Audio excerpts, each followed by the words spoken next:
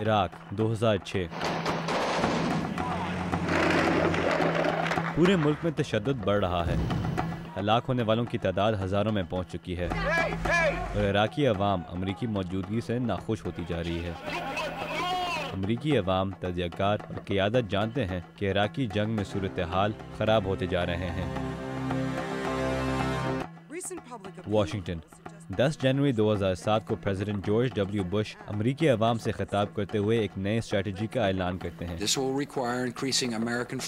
Strategy کے مطابق Baghdad میں 20,000 مزید امریکی ٹروپس اور صوبہ انبار میں 4,000 مزید امریکی مرینز بھیجے جائیں گے۔ اسی دن ABC نیوز رپورٹ کرتی ہے کہ 90 تازہ امریکی ٹروپس عراقی سرزمین پر پہنچ چکے ہیں اور مزید 120 اگلے دن پہنچنے والے ہیں۔ ایک ہفتے کے اندر اندر پورے 20,000 ٹروپس عراق میں موجود ہیں اور 2007 کا عراق ٹروپ سرج شروع ہوا۔ عراق میں ٹروپ سرج، جو تجزیہ کاروں کے مطابق عراق کی صورتحال کو بہتر بنانے میں سب سے اہم قدم تھا، بش انتظامیہ کی سب سے مؤثر پالیسیز میں سے سمجھا جاتا ہے۔ لیکن صدر بش کو ٹروپ سرج کا خیال کیسے آیا؟ یہ پالیسی نہ تو صدر بش کے کیبنٹ سے آئی، نہ تو ان کے کسی ایڈوائزر سے، نہ تو کانگریس سے، نہ ہی وائٹ ہاؤس سے، بلکہ وائٹ ہاؤس سے چند گلیاں پیچھے ڈوپونٹ سرکل کی طرف ایک سادی سی سنہری رنگ کی عمارت ہے، جہاں تجزیہ کاروں کے مطابق عراق میں مزید امریکی فوج بھیجنے کا خیال نے جنم لیا۔ امریکن انٹرپرائز انسٹیٹیوٹ یا AEI کے دفتر اس عمارت میں ہیں۔ AEI ایک تھنک ٹینک ہے اور تھنک ٹینکس میں آئیڈیاز بنتے ہیں۔ Think tanks, I think generically, are non-governmental institutions. That's what separates them. Think tanks غیر حکومتی ادارے ہیں۔ یہاں ہم ان چیزوں کے بارے میں سوچتے ہیں جن کے بارے میں حکومت سوچتی اگر حکومت کے پاس ٹائم، توانائی اور تخلیقی صلاحیت ہوتی۔ Should be thinking about if government had the time or the energy or the creativity to do that. Stephen Hess Brookings Institution میں سینئر فیلو ہیں۔ ہیس پریزیڈنٹ نکسن اور آئزن ہاور کے اسٹاف میں تھے اور پریزیڈنٹ فورڈ اور کارٹر کے لیے ایڈوائزر رہ چکے ہیں۔ ان دنوں وہ بروکنگز انسٹیٹیوشن سے تعلق رکھتے ہیں، جو امریکہ کے سب سے بڑے اور ریسپیکٹڈ تھنک ٹینکس میں سے ہے۔ So we are an idea bazaar. You can go into the bazaar and pick an idea. Think tanks ideas کے بازار ہیں۔ آپ اس بازار میں جا کر کوئی بھی آئیڈیا چن سکتے ہیں۔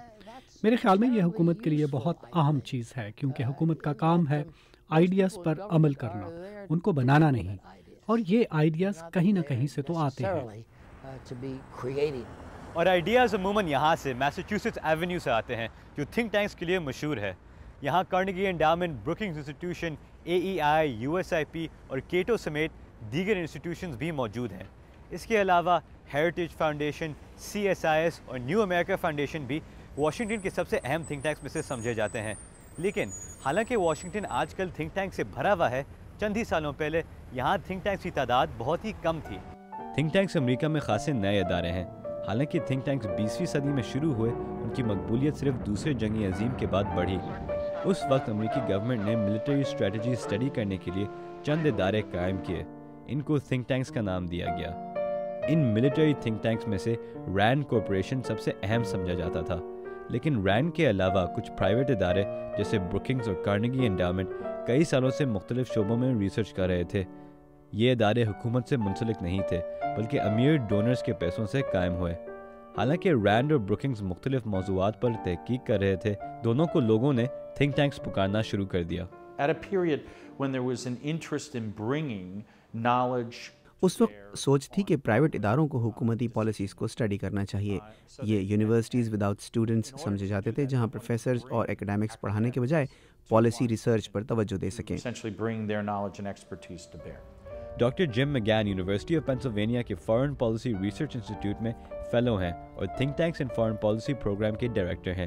ڈاکٹر مگین تھنک ٹینکس کے بارے میں سب سے ٹاپ ایکسپرٹس میں سے مانے جاتے ہیں۔ The critical role that think tanks play is bridging the gap between knowledge and power. That's one. Think tanks کا سب سے اہم مقصد نالج اور پاور کو قریب کرنا ہے، یعنی کہ حکومتی اہلکاروں کے لیے تھنک ٹینکس ریسرچ اور انڈرسٹینڈنگ کو سامنے لاتے ہیں تاکہ ان کی پالیسیز کو زیادہ مؤثر بنایا جا سکے۔ اس کے علاوہ تھنک ٹینکس انڈیپینڈنٹ ادارے ہیں اور عہدیداروں کے خیالات اور بیانات کو چیک کر سکتے ہیں۔ یہ پبلک کے لیے بھی بہت اہم سروس ہے۔ And members of the executive branch are saying For most of American history, the government built bridges and roads and highways. जब ये मुल्क बना था तो हुकूमत का काम सड़कें, पुल और मोटरवे बनाना था, लेकिन 20वीं सदी में ज़्यादा पेचीदा सवाल उठने लगे, जैसे लोग अनपढ़ क्यों होते हैं, उन तक तालीम कैसे पहुंचाएं। यहाँ आपको ऐसे लोगों की ज़रूरत थी जिन्होंने अपनी पूरी ज़िंदगी इन सवालात के जवाब ढूंढने में गुजारी है। उन लोगों ने इन सवालात को ना सिर्फ स्टडी किया हुआ है, बल्कि इन लोगों को इन जवाबात के सियासी मसाइल का भी पता है। 2007 में एक और पेचीदा सवाल उठा, इराक में अमेरिका कामयाब कैसे होगा। इस सवाल का भी कोई आसान जवाब नहीं था और सियासतदान को अपने इर्द गिर्द देखना पड़ा। Frederick Kegan, retired general John कीन, केनेथ पोलक और दीगर अमेरिकन एंटरप्राइज इंस्टीट्यूट के मेंबरान ने अपनी study choosing victory A plan for success in Iraq शाया की और जनवरी 5, 2007 को ब्रुकिंग्स इंस्टीट्यूशन में पेश की।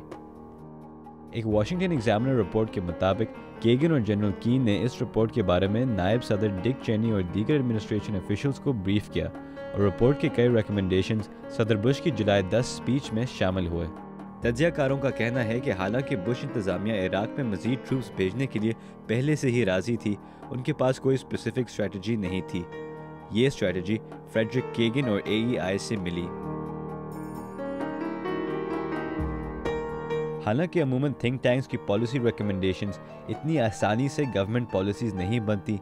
इस वाक़े से ज़ाहिर होता है कि थिंक टैंक्स का इन्फ्लुएंस हुकूमत को कितना मुतासिर कर सकता है।